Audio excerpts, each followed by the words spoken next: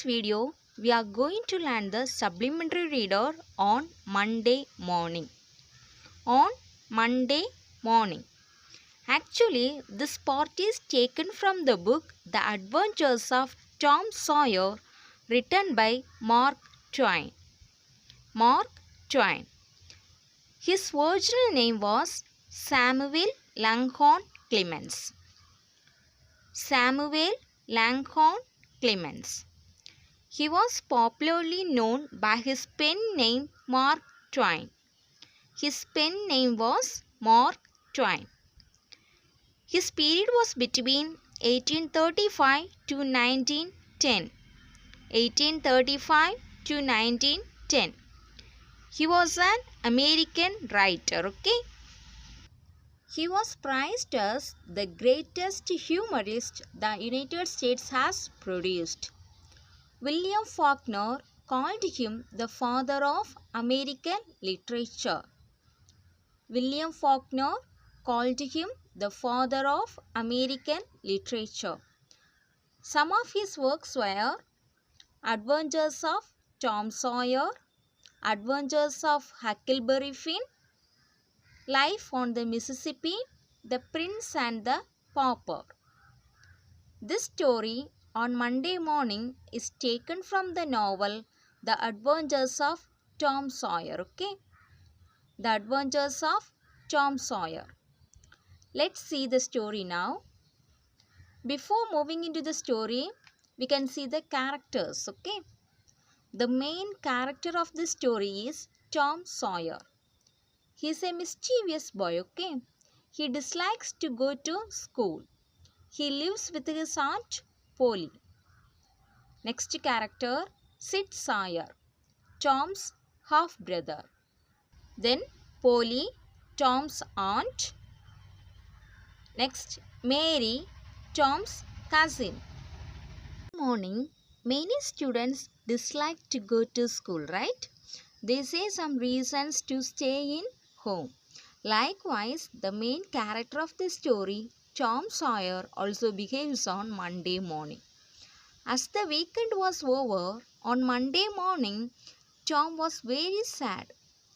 He didn't like to go to school. He considered his school as prison. So, on all Monday morning, he felt that he was going to prison. He wished to stay in home. So, he thought that he can stay home if he was sick. In order to find out some sickness, he was examining his whole body, but he couldn't find out any sickness. Later, he could feel stomachache, but that pain seems very feeble. Feeble means very weak, okay? And no more. Then he found out one of his upper front teeth was loose, and he thought to groan. Groan means long sound showing great pain, okay? If he came with that reason, his aunt may pull the teeth out, so that he was thinking for some other reasons. Later, he remembered hearing the doctor tell that an injured toe can keep one in bed for even 3 weeks. So, he lifted his sore toe and started groaning. Tom was panting with his exertions. Panting means breathing quickly. Exertion means efforts, okay? He was breathing quickly with his efforts. Sid, who was sleeping beside Tom, snored on. This is snoring, okay? Tom was irritated by this action. Tom shook him and called him Sid, Sid. This time, Sid yawned and stretched himself and stared at Tom.